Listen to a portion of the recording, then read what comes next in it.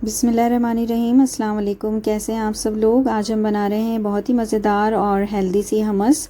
इसे आप नाश्ते में इस्तेमाल कर सकते हैं, शवारमा के साथ इस्तेमाल कर सकते हैं, पिटा ब्रेड जो ऑलरेडी हम बना चुके हैं उसके साथ भी आप इस रेसिपी को इस्तेमाल कर सकते हैं।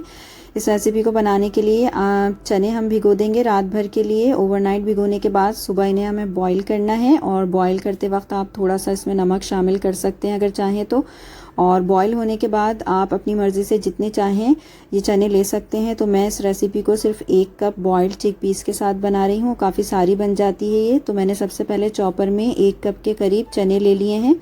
इनके ऊपर जो आउटर कवरिंग होती है वो आप चाहें तो निकाल दें और उसे निकालने से और ज़्यादा मज़ेदार बनते हैं। तो इसके अंदर हमने 1 टेबल स्पून के करीब लेमन जूस शामिल किया है और नमक हस्बे ज़ायक़ा शामिल किया है। साथ ही हम लहसुन के जवे शामिल करेंगे 2 रफली चॉप करके, और 1 टेबल स्पून के करीब हमने इसमें शामिल कर दिया है ऑलिव ऑयल।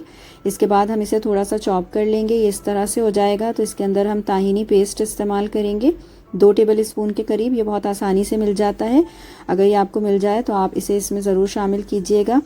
इसको शामिल करने के बाद दोबारा से हम इसको चॉप कर रहे हैं और ये कुछ इस तरह से हो जाएगा। दोबारा चॉप करने के बाद इस टाइम पर ये काफ़ी थिक है तो इसके साइड्स हम स्क्रैप कर देंगे, नीचे तमाम एक जगह कर देंगे इस सॉस को।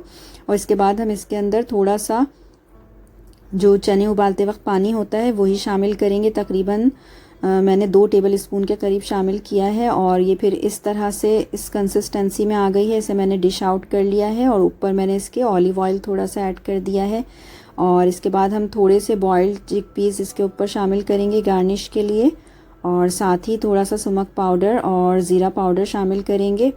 आप सुमक पाउडर की जगह थोड़ी सी रेड चिली भी इसके ऊपर ऐड कर सकते हैं। तो इस तरह से ये बहुत ही मज़ेदार सी रेसिपी रेडी हो गई है। आप इस रेसिपी को ज़रूर ट्राई करें, बहुत ही हेल्दी है, दूसरी सॉसेस के मुकाबले में बहुत ही हेल्दी, बहुत ही मज़ेदार है। इसे नाश्ते में भी आप इस्तेमाल कर सकते हैं और इस रेसिपी को ज़रूर ट्राई कीजिएगा। पसंद आए तो लाइक और शेयर कीजिएगा। आप मुझे कमेंट करके कोई भी क्वेश्चन इस रेसिपी से रिलेटेड पूछ सकते हैं। अपना बहुत ख्याल रखिएगा। नेक्स्ट वीडियो तक के लिए अल्लाह हाफ़िज़।